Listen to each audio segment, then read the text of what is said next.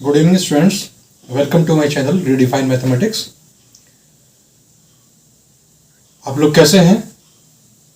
I hope you will be all right और आप अपने एग्जाम्स की तैयारियां अब कर रहे होंगे। उसी के लिए आपके वीडियो अपलोड किए जा रहे हैं, इनको ध्यान से करें और इनके क्वेश्चंस जरूर सॉल्व करते रहें जिससे कि आपको इनका पूरा बेनिफिट मिलता रहे। हमारा चैप्टर जो अब चल रहा है linear equation in two variable. Linear equation in two variable में कल आपको बताया गया था कि जो हमारा linear equation in two variable होता है उसमें जो स्टैंडर्ड उसकी इक्वेशन होती है वो होती है ax plus by plus c equal to 0। Standard equation कल आपको बताई गई थी, क्या होती है वो आपकी कि ax plus by plus c equal to 0। ये स्टैंडर्ड इक्वेशन है लीनियर इक्वेशन की जो टू वेरिएबल में है। यहां पे क्या है, जो आपके a b c ये क्या है, ये कांस्टेंट टर्म है यानी न्यूमेरिकल वैल्यूज हैं और x और y जो हैं आपके ये वेरिएबल हैं। तो इसमें क्या होता है कि इक्वल टू 0 जब भी हम किसी क्वेश्चन को सॉल्व करेंगे तो सबसे पहले हम इस कंडीशन में क्वेश्चन को ले आएंगे और उसके बाद कंपैरिजन करेंगे। कंपैरिजन करने के बाद हम a b c की वैल्यू फाइंड कर लेंगे। फिर से मैं आपको बता दूं कि जो x का कोफिशिएंट होता है वो a होता है। जो हमारा क्वेश्चन गिवन होगा उस क्वेश्चन में हम चेक करेंगे कि x का कोफिशिएंट क्या है और उसको हम a के इक्वल रख देंगे। अगर खाली x है मींस उसके मल्टीप्लाई में कुछ भी नहीं लिखा हुआ है तो फिर हम उसको 1x लेते हैं और 1x की वैल्यू होती है यानी वहां से a की वैल्यू 1 आ जाती है। इसी तरह से यहाँ जो y का कोफिशिएंट है वो b है तो क्वेश्चन में हम चेक करेंगे कि y का कोफिशिएंट क्या है। अगर y की टर्म नहीं है तो वहां हम उसको 0y कर लेंगे तो वहां से जो आपकी b की वैल्यू 0 आ जाएगी और अगर केवल y है तो फिर वहां पे आपके पास जो b की वैल्यू 1 आ जाएगी। अगर नेगेटिव वैल्यू आ रही है तो हमें b की वैल्यू नेगेटिव ही रखनी है। इसी तरह से कांस्टेंट टर्म यानी c जो है वो ऐसी टर्म है जिसमें ना x है ना y है यानी ये कंप्लीटली कांस्टेंट है। तो ऐसी टर्म जिसमें ना x हो ना y हो वो आपकी c होती है। अब इसमें एक बहुत इंपॉर्टेंट क्वेश्चन बनता है आपका एग्जाम पर्पज से, बोर्ड के एग्जाम में भी आता है आपका, जो आपके 9th के एग्जाम होने वाले हैं उसमें, प्लस आपका कंपटीशन एग्जाम में भी जो होते हैं उनमें भी क्वेश्चन पूछा जाता है कि find the value of k।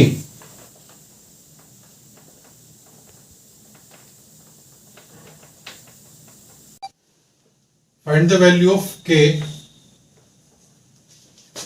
for which 2 3 is the solution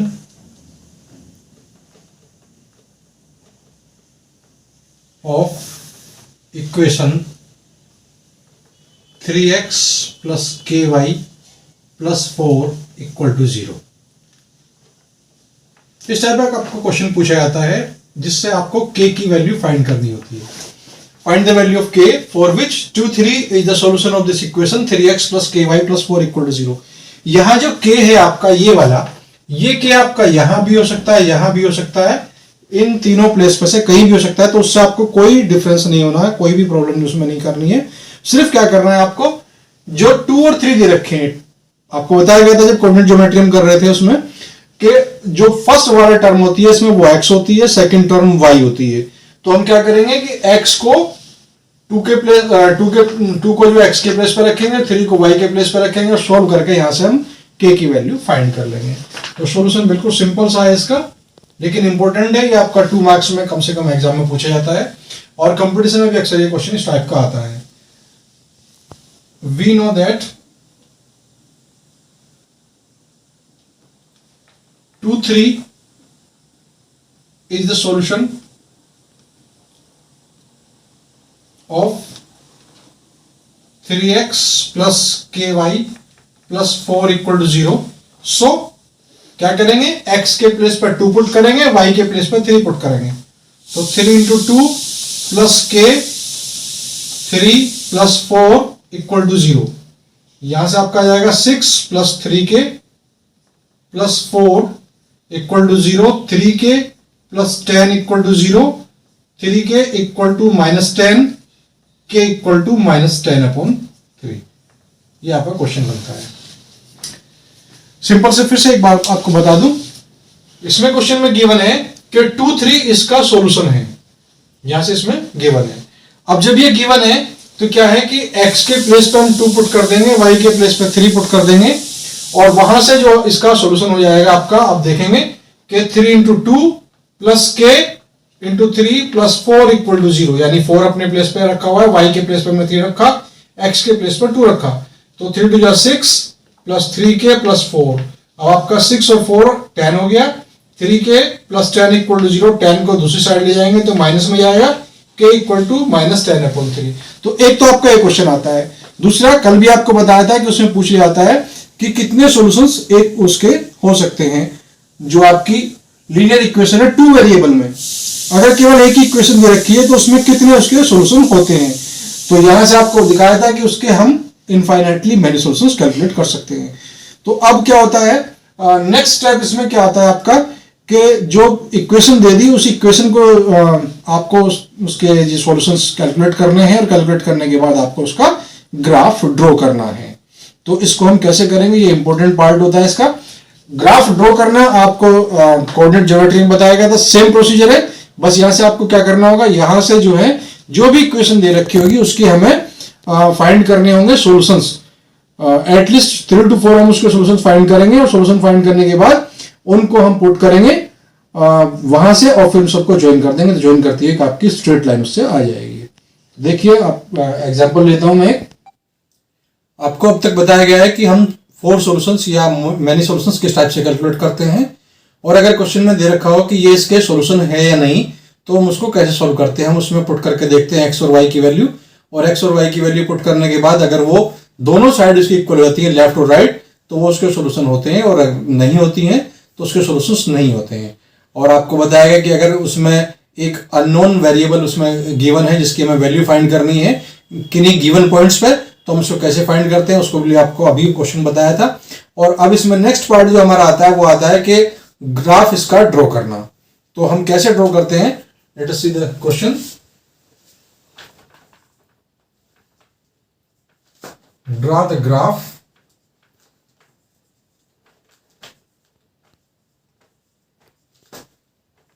of equation x plus y equal to 10।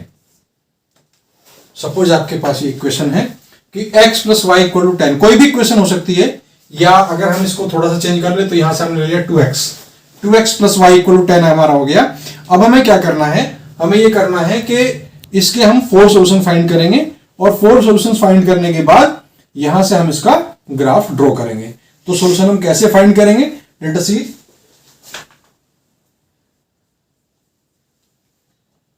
हमारे पास जो इक्वेशन है वो है 2x plus y equal to 10।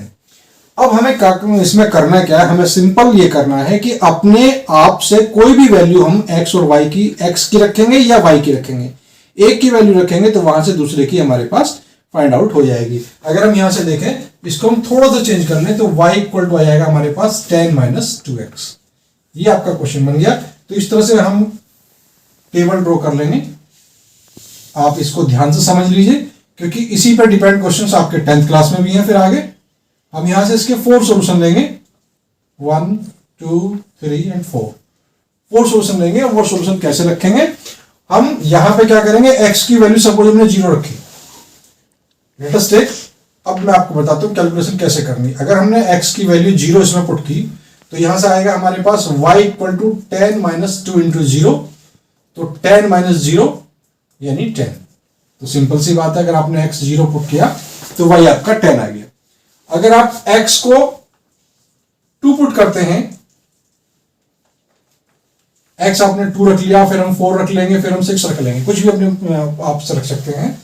तो हमने x को 2 लिया, तो y equal to 10 minus 2 into 2 यानी 10 माइनस 4, तो यहां पे कितना आ जाएगा 6। अगर हम इसमें x इक्वल टू लेते हैं 4, तो y इक्वल टू आ जाएगा 10 माइनस 2 इंटू 4, 10 माइनस 8, 2 आ जाएगा। और अगर हम इसमें x इक्वल टू 6 लेते हैं, तो y इक्वल टू आ जाएगा 10 minus 2 into 6, 10 minus 12 equal to -2। तो आप देखेंगे कि इसमें एक डेफिनेट पैटर्न हमारा बन रहा है। पैटर्न क्या है कि हमारा जो x है उसको हम 2 इंक्रीज करते जा रहे हैं। तो y का भी अपना एक स्पेशल पैटर्न है। यहां से आप देखेंगे कि ये 4 लेस होता जा रहा है। पहली वैल्यू 10 है, फिर 6 है, फिर 2 है। तो यहां से 10 में से अगर हमारा 4 जाएगा तो 6 बचेगा, और 6 में से 4 जाएगा तो 2 बचेगा, 2 में से 4 जाएगा तो -2 बचेगा। तो ये एक पैटर्न जो होता है आपका डेफिनेट हो जाता है। अगर आप इसको एक डेफिनेट पैटर्न पे लेकर के चल रहे हैं, अगर आपने 0 लिया, फिर 1 लिया, फिर 2 लिया, फिर 3 लिया, तो उसी के अकॉर्डिंग ये पैटर्न भी आपका चेंज होगा। तो इससे आप चेक कर सकते हैं कि आपका क्वेश्चन सही है या रॉन्ग है। एक बार फिर से मैं आपको पॉइंट रखने बता देता हूं। यहां से हम क्या करेंगे कि y की वैल्यू हमने कैलकुलेट की, y इक्वल टू 10 - 2x आ गया। अब हम या तो यहां से अगर आपको x की वैल्यू फाइंड करनी है तो आप क्या करेंगे कि 2x इक्वल टू 10 - y आ जाएगा, तो x इक्वल टू 10 - y/2 आ जाएगा। यानी जिसकी वैल्यू हमें फाइंड करनी है उसको हम एक साइड में रखते हैं, बाकी सबको दूसरी तरफ ले जाते हैं, और ले जाने के बाद अपनी मर्जी से कोई भी वैल्यू इसमें रख देते हैं। बस थोड़ा सा ध्यान ये रखना है कि आप इसमें नेगेटिव वैल्यू भी ले सकते हैं, पॉजिटिव वैल्यू भी ले सकते हैं। अगर आपने नेगेटिव वैल्यू ली है तो वो पहले लेंगे, उसके बाद 0 आएगी, फिर पॉजिटिव वैल्यू जाएगी। ऐसा नहीं होना चाहिए आपका कि आपने एक 0 ले लिया, फिर एक नेगेटिव वैल्यू आएगी, फिर एक पॉजिटिव वैल्यू आएगी। एक डेफिनेट पैटर्न पर जब आप इसको लेकर के जाएंगे तो फिर जो आपका y होगा जिसको हम कैलकुलेट करेंगे उसका भी अपना एक डेफिनेट पैटर्न हो जाएगा। तो इस चीज को आप ध्यान रखें कि आपको एक पैटर्न फॉलो करना है, उसी पैटर्न के अकॉर्डिंग दूसरे वाला भी चेंज हो जाएगा। तो अब हम लेते हैं कि अगर हमने x को 0 लिया, x को सपोज हम 0 लेते हैं तो हम यहां रखेंगे इस वाली इक्वेशन में। x आपने 0 रखा तो 2 × 0, क्योंकि x 2 के साथ मल्टीप्लाई में है, तो 2 × 0, 0 को किसी भी नंबर से मल्टीप्लाई करते हैं तो 0 हो जाता है, और 10 में से 0 माइनस होगा तो 10 आएगा। ये आपका ये आ गया। फिर आपने 2 रखा, ऐसा नहीं है कि हम 0, 2, 4 ही रखेंगे, अपनी मर्जी से कुछ भी रख सकते हैं। बस ध्यान ये रखना है कि पैटर्न आपका चेंज नहीं होना चाहिए। अगर आपने 1-1 का डिफरेंस लिया है तो 1-1 का डिफरेंस ही रहेगा, 2-2 का लिया है तो 2-2 का ही रहेगा। और अगर नेगेटिव लेना है, कोई माइनस की वैल्यू लेनी है, तो वो हमारा सबसे पहले माइनस की लेंगे, फिर 0 लेंगे, फिर पॉजिटिव वैल्यूज लेंगे। x इक्वल टू आपने 2 रखा तो 2 × 2 आपका जो है 4 हो गया, 10 - 4 आपका 6 बचेगा, ये 6 आ गया। अगर आपका 4 लेते हैं, सब वैल्यू यही रखनी है आपको, इसी वाली में यही रखनी सारी वैल्यू जो है। तो x इक्वल टू 4 आपने लिया है तो 2 4 8 हो गया, 10 में से 8 जाएगा, 2 बचेगा, तो यह आपका रख दिया। 6 अगर हम लेते हैं तो 10 - 12 हो गया, तो माइनस का 2 आ गया। अब ग्राफ कैसे ड्रॉ करते हैं, तो जो हमारे पॉइंट्स हैं वो पॉइंट्स आ गए हमारे 0 10 2 6 4 2 6 - 2। इसको हमने a लिया, b लिया, c लिया, ये d लिया। इसके बाद हम इसको ग्राफ ड्रॉ करेंगे। ग्राफ ड्रॉ करने के लिए जैसा आपका कोऑर्डिनेट ज्योमेट्री में बताया गया था सेम ग्राफ ड्रॉ होना है, इसमें कोई डिफरेंस नहीं होना बिल्कुल भी। उसी टाइप से ग्राफ ड्रॉ करना, उसी टाइप से हमें पॉइंट ड्रॉ करने हैं। सबसे पहले पॉइंट ड्रॉ करने के बाद फिर हम उसको बना देंगे। किस टाइप से बनाएंगे आपको ये क्लियर है कि ये आपका x एक्सिस है, ये आपका x डैश है, ये आपका y एक्सिस है, और ये आपका y डैश है। अब हम ये तो 0 0 होते ही हैं, यहां पे हम इक्वल डिस्टेंस पे सपोज 2 4 6 8 10 12 बिल्कुल इक्वल डिस्टेंस पे लेने हैं। ये 2 4 6 8 10 यहां भी हम उसी टाइप से लेंगे। ये आपका -2 -4 -6 -8 -10। सेम इधर आपका -2 -4 -6 -8 -10 -12। अब देख लीजिए बिल्कुल ध्यान से इसको एक बारी, मैं फिर से इसको बता देता हूं। ये आप देखेंगे बिल्कुल कि हमारे पास जो पॉइंट थे वो पॉइंट्स हमने ए बी सी और डी तक उसको ले गए। फिर उसके बाद हमने ग्राफ किया। ये आपके ग्राफ कॉपी में बनते हैं इसलिए कोई प्रॉब्लम नहीं होती है। उसमें ग्राफ कॉपी में आपके जो 1-1 सेंटीमीटर के डिस्टेंस पे बने होते हैं, जो उसमें पॉइंट्स बने होते हैं। अब इसको आपने ड्रॉ किया बिल्कुल सेंटर में, और ये आपका ओ पॉइंट होगा। तो यहां हमने क्या किया कि 2 2 का डिफरेंस ले लिया, क्योंकि हम देख रहे हैं कि हमने यहां भी 2 का डिफरेंस लिया था और ये आपका जो है y आपका 10 तक गया था, तो यहां तक आपका पॉइंट हो गया। इसके बाद हम क्या करेंगे, सबसे पहले इस पॉइंट को ड्रॉ करेंगे। इस पॉइंट में क्या है, आपका x 0 है और y 10 है, तो ये पॉइंट आपका कहां जाएगा, ये यहां आ जाएगा। जैसा आपको बताया गया था 0 10 हो गया हमारा, ये आपका ए पॉइंट हो गया। अब यहां क्या करते हैं, जब हम कोऑर्डिनेट ज्योमेट्री में करते हैं तो उस कंडीशन में तो हम क्या करते हैं कि वहां पॉइंट भी रखते हैं और जो हमारे कोऑर्डिनेट्स होते हैं उनको भी रखते हैं। तो यहां अगर हमने इनको पॉइंट्स दे दिए हैं तो कोई जरूरत नहीं है कि हम इसको कोऑर्डिनेट भी यहां पुट करें, वो आप सीधा उसको पॉइंट में ही मार्क कर सकते हैं। फिर आपका दूसरा पॉइंट है 2 और 6, x इक्वल टू ये रहा और 6 आपका यहां आ जाएगा, तो ये पॉइंट आपका यहां आ गया, ये हो गया आपका b। इसी तरह c क्या है, 4 2, ये आपका 4 है और ये आपका 2 है, ये आ गया c पॉइंट। और d पॉइंट आपका क्या है, 6 के बाद -2 है, तो ये आपका जो है 6 के नीचे -2 है, आपका इस टाइप से बन जाएगा। तो इनको जब आप ज्वाइन करेंगे तो ज्वाइन करने पे क्या होगा, ये बिल्कुल इस तरह से आप इसको ड्रॉ करेंगे तो बिल्कुल स्ट्रेट लाइन बनेगी जो आपका पॉइंट ए बी सी और डी से होकर के जाएगी। तो ये चीज आप ध्यान रखें। सबसे पहले हमें क्या करना होगा, सबसे पहले पॉइंट फाइंड करने पड़ेंगे। वो पॉइंट आपके कौन कौन से होंगे, जिन पॉइंट से आप ये पता कर सकते हैं कि ये जो है हमारा लाइन हमारी कहां कहां से पास होगी। और डेफिनेटली ये सारे के सारे पॉइंट इस स्ट्रेट लाइन के ऊपर ही आएंगे। अगर ये इस पॉइंट के ऊपर, इस लाइन के ऊपर नहीं आ रहे हैं या ऐसी लाइन हमारी नहीं बन रही है जो इन सभी पॉइंट से पास हो, तो इसका मतलब आपका कोई ना कोई पॉइंट जो है वो डिस्टर्ब है। या हम ये भी कर सकते हैं कि अगर हमें केवल 2 ही पॉइंट लेने हैं तो 2 पॉइंट के लिए भी हम कर सकते हैं कि एक बार हमने x को 0 ले लिया तो y की वैल्यू रेस्पेक्टिव में निकाल ली और y को 0 लेकर के x की निकाल ली, तो वहां से हमारे 2 पॉइंट लाइन के ऊपर आ जाते हैं। उन दोनों को भी हम ज्वाइन कर देते हैं। लेकिन कई बार क्या होता है कि हमारे पास ग्राफ जब हम ड्रॉ करते हैं तो उसमें ऐसी कंडीशन बन जाती है कि एक वैल्यू 0 रखने के बाद x की या y की पूरी वैल्यूज नहीं आ पाती हैं। आपको ये ध्यान रखना है कि सपोज कोई क्वेश्चन आपका ऐसा हो जाए कि वहां से हमने x को 0 रखा। सपोज आपका क्वेश्चन हम लेते हैं, ये आ गया, सपोज आपका 5x + 3y = 7 आ गया, इस टाइप का कोई क्वेश्चन है। तो यहां से क्या होगा कि आपने अगर y को 0 रख लिया, यहां y को आपने 0 पुट कर दिया, तो y को 0 पुट करने पे क्या होगा, आपका x की वैल्यू 7/5 आ जाएगी। वो तो आपकी पॉइंट के बाद 1 प्लेस में आ गई। लेकिन अगर आपने यहां पे x को 0 रखा तो x को 0 रखने पे ये 0 हो गया, तो यहां से y की वैल्यू 7/3 आ जाएगी, जो कि हमें कंप्लीट वैल्यू नहीं मिलेगी। इसलिए हम हमेशा ये नहीं करते हैं कि हमने एक बार x को 0 रखा, एक बार y को 0 रखा, तो वहां से रेस्पेक्टिव वैल्यूज मिल जाती है। क्योंकि क्वेश्चन आपका ऐसा नहीं हो सकता है कि हमेशा सिंपल ही रहेगा, किसी भी टाइप का वो क्रिटिकल क्वेश्चन भी आपका हो सकता है। तो जिस टाइप का क्वेश्चन अगर ये है, इसमें आपको क्या ध्यान रखना है, इसमें ये माइंड में रखना है। सबसे पहली बात तो ये है कि यहां से हम x की वैल्यू निकालेंगे, क्योंकि उसकी पॉसिबिलिटी जो है वो ज्यादा है 3y/5। यहां से जो वैल्यू इसकी आएगी तो वो अगर पॉइंट में भी आएगी तो कंप्लीट डिवाइड हो जाएगा। तो यहां से आप x की वैल्यू निकालेंगे और y की वैल्यूज यहां रेस्पेक्टिव रखेंगे, तो वहां से x की वैल्यू फाइंड आउट हो जाएंगे। अगर आपने इसमें, जैसे हमने यहां से y की वैल्यू फाइंड की थी, इसमें भी अगर आप y की वैल्यू फाइंड करेंगे तो थोड़ी सी प्रॉब्लम ये हो सकती है कि हमारे पास रेस्पेक्टिव वैल्यूज ऐसी आसानी से ना मिले कि जिनको 3 से कंप्लीट डिवाइड हो जाए। अगर 5 से डिवाइड भी हो रही तो आपके पास डेसिमल के बाद 1 प्लेस ही आएगा, 0.2 आएगा, 0.4 आएगा, 0.6 आएगा, 0.8 आएगा, तो उनको हम इजिली बीच में ड्रॉ कर सकते हैं। लेकिन कोशिश हमें यही करनी है कि हमारे पास ऐसी वैल्यू हम रखें कि जिससे पूरी यानी हमारे जो नेचुरल नंबर्स हमारे आ जाए।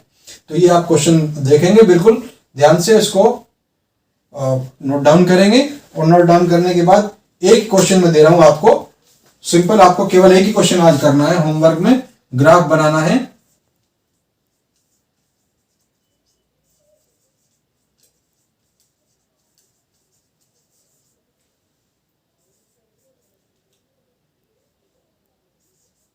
(4x + 5y = 10) ये आपको दे दिया गया है, इसका आपको ग्राफ ड्रॉ करना है।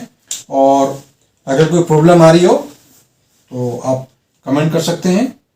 और बिल्कुल ध्यान से इसको देखें, बहुत इंपॉर्टेंट पॉइंट है ये आपका। अभी तो यहाँ 9th क्लास में केवल एक सिंगल लाइन ड्रॉ की गई है।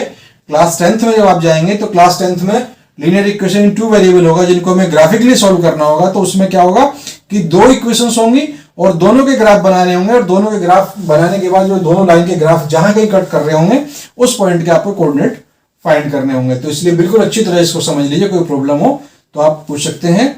और जिसने अभी तक चैनल को सब्सक्राइब नहीं किया है वो सब्सक्राइब करें और शेयर करें, जिससे ज्यादा से ज्यादा बच्चे इसका बेनिफिट ले सकें। और इसको ध्यान से नोट कर लें।